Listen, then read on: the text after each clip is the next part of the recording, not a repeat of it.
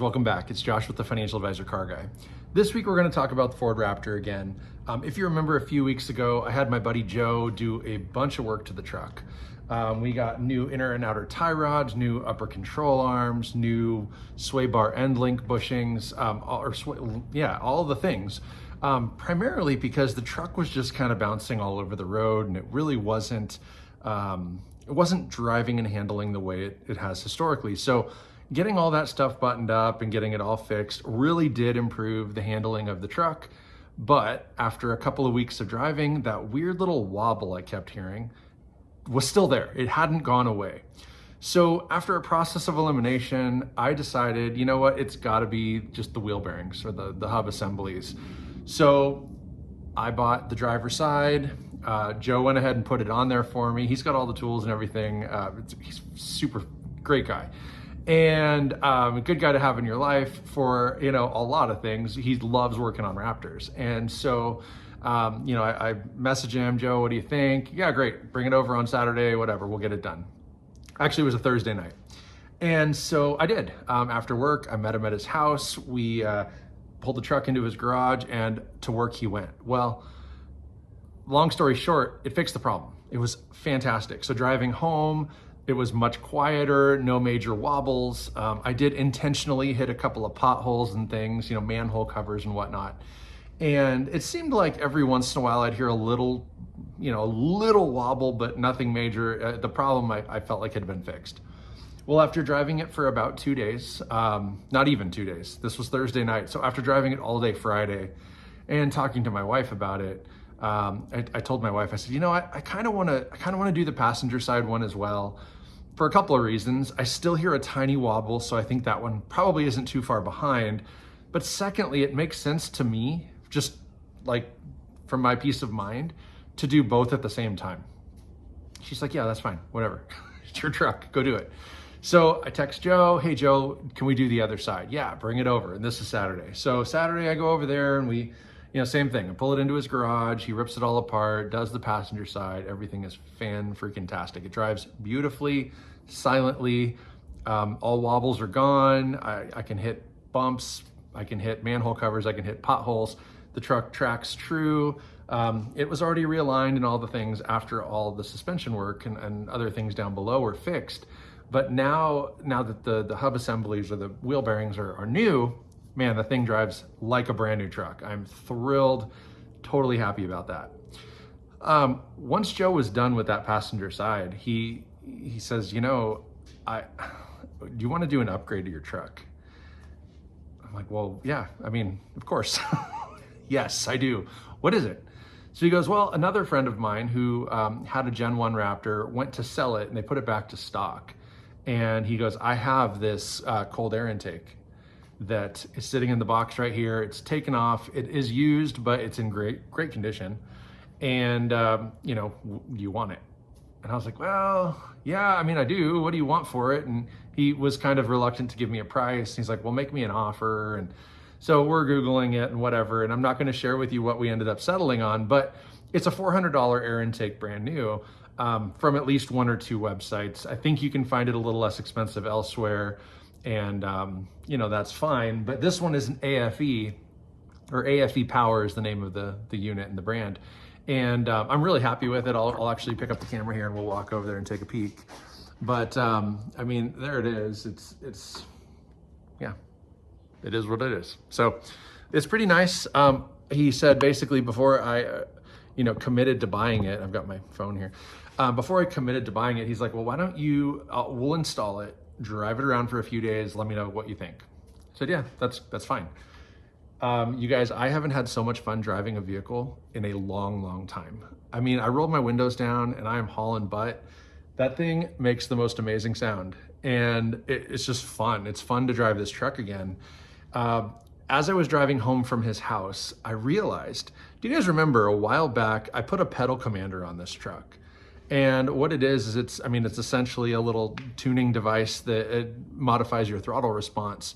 And I'd forgotten, honestly, I'd forgotten about it. And I had put this truck in eco mode like a year ago and hadn't modified it since. So what I ended up doing was when I got back home from Joe's house, I re-downloaded the app because it had uninstalled itself from my phone because I hadn't used it in forever. I jumped back in the truck, drove it around. I went to city, I went to whatever the other settings are, extreme or something, and there's like 4 different settings, eco and then city and then 2 better ones. Well, anyway, after driving it around, I ended up just leaving it on city, and I haven't noticed my gas mileage really deplete. I haven't even run through a full tank of gas yet, but it seems to be pretty normal. I think just around town driving, it probably doesn't matter that much. But again, I mean, just turning the tune back to city and having the air intake on there, this thing is a freaking blast. It accelerates much faster. It sounds amazing. And the night that Joe had put this thing on, my wife was out with some friends. And so I went to pick her up at the end of the evening. And rather than take her car to pick her up like I normally would, I decided I would take the truck. And the very first, as we were like turning onto the highway, she was like, "Oh my gosh, what's happening? Why does the truck sound so mean?" And so I told her, and yeah, she was like, "Oh, that's really cool. Good for you. That's fun. I'm glad you like it." So all in all, getting the truck dialed in the way I want it. She and I have talked about getting a newer truck. I mean, this is a 2011. It's got 117,000 miles on it. Doesn't have that many miles on it for the age. It's a really great truck. I really love it. And I feel like I just go through these phases where I sort of neglect it and just daily it for a while. And then all of a sudden I get excited about it again and decide to fix all the things that I've just sort of let go. And so, you know, again, while Joe was getting all that stuff done, I did exchange out the blend motor. So my heater works silently now. There's no like clicking and annoying sound. I also did replace the passenger seat controls because the controls on that went out a while back. And, you know, so it's just little things like that that I've just sort of lived with. And I went ahead and fixed all that stuff. And so today, I had ordered new headlight bulbs. You know, you guys probably have heard of the Morimoto headlights where, again, I'll grab my phone and show you. These are aftermarket. As you can tell, they're not the factory Ford lights, but you know, on the newer F-150s, they have the LED strip that kind of go around the edge, you know, and whatever. So there's an aftermarket company, Morimoto, that they make headlights for this particular truck that have LED lights, and even the headlights are LED, and they look really nice. They're really good looking lights. But even on sale, they're like $1,000. Normal price, $1,500 to $1,600. Occasionally you can find used ones in the $500 to $600 range, but they're used and they don't last forever. They're not such an amazing quality that they're one and done. I've also heard mixed reviews about their customer support. So I'm a little hesitant to spend that kind of money on new headlights. So I decided I'm just gonna fork out some money and buy better bulbs for these housings. And so today was my day to get those installed. The other day when I was swinging back by Joe's to pay him for that air intake, he noticed, and that brought it to my attention because I hadn't seen it, that my fog lights, which are not on right now, but I've got these little fogs in here. Well, the driver's side ones were functioning as they should, but the passenger side ones were incredibly dim. So, you know, we're kind of scratching our heads, and they're all individually wired, but both on the same side were going bad. So, you know, just in like 10 seconds, we discussed it, and it's like, that's probably got a bad ground. So again, after I swapped out all my headlight bulbs, I went ahead and dug into those lights, and indeed it was a bad ground. I think the wire actually had gone bad because, I mean, I think it was the wire because when I went ahead and pulled back, I had kind of a sleeve over the wiring to keep, because it gets wet under there, right? So I had a little sleeve over it with electrical tape. I peeled all that stuff back. All of the connections were still really tight. Everything looked really good. I went to the source of where I had the wire grounded, and it looked fine too. And so I disconnected the ground. I actually snipped the wires, put new butt connectors, re-spliced it all together, put it back, and they weren't any brighter. So I was like, well, that's weird.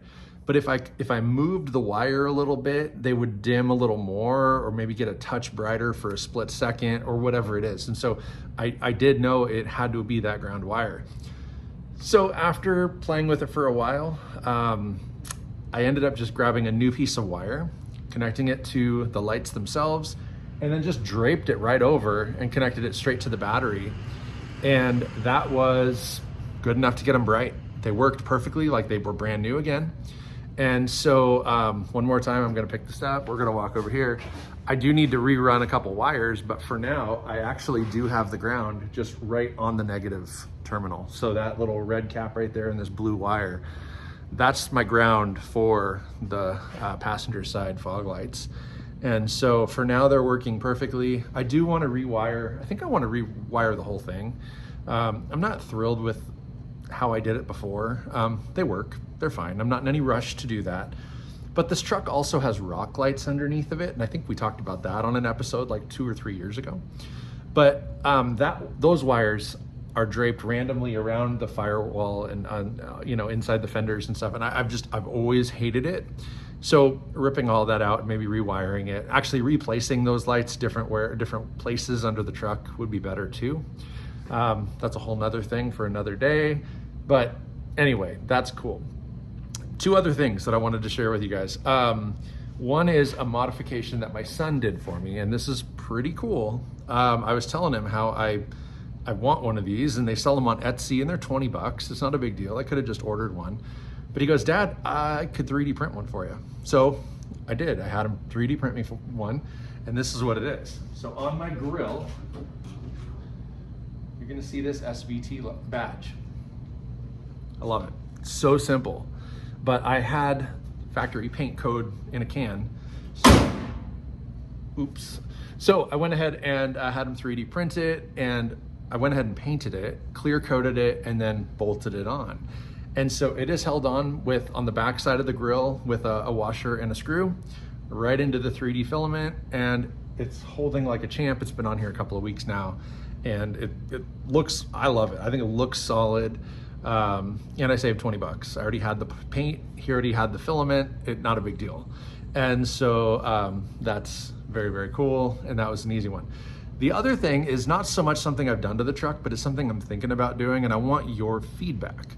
So I have had, as long as I've had this truck, a very minor slip in the transmission. It seems like it's between first and second gear. And the only time it does it is if I'm decelerating or stopping potentially. And if I don't come to a complete stop and I give it gas, sometimes it slips. And so after doing some research online, well, I'll stop. It's done that as long as I've owned the truck. And I've had the service done to the transmission where, they change the filter, change the fluid, all that has been done.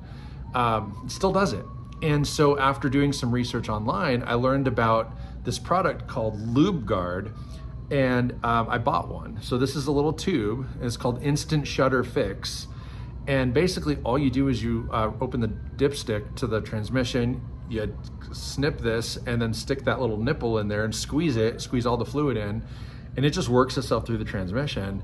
And the results tend to be pretty good. Some people say it does nothing at all, but I've yet to find a review where someone said, oh, it broke my transmission or it was worse. I've not seen any of that.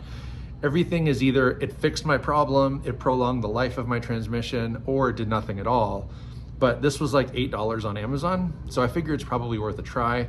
But before I do dump it in my truck, I wanted to get your feedback and wanted to know what your thoughts are. Would you take a chance? I don't know. So that's what I got for you guys this week. There are a couple more things to come on the truck. I have a couple things coming in the mail, and those are surprises for you guys. I mean, when I do it, we'll do another video, and I might do a little how-to with what's coming. It's nothing big, but I've been seeing them a lot. And, again, going back to talking to my wife about, I want to keep this truck. I love the truck. I don't need to sell it. I don't need to replace it. So there's a few little things that I'd like to do in order to just kind of make it my own. And again, since I'm keeping it anyway, makes sense to spend a couple bucks here and there. So again, that's all I got for you guys this week, but comment down below. Let me know what your thoughts are on this shutter fix stuff. It may work great wonders. It may not do anything. Again, I'm out like $8 or $9, not a big deal. But if you've had personal experience with it, let me know. Let me know in the comments. Otherwise, don't forget to like, subscribe, hit that notification bell, and of course, most importantly, remember, may every investment you make be a good one. Till next time.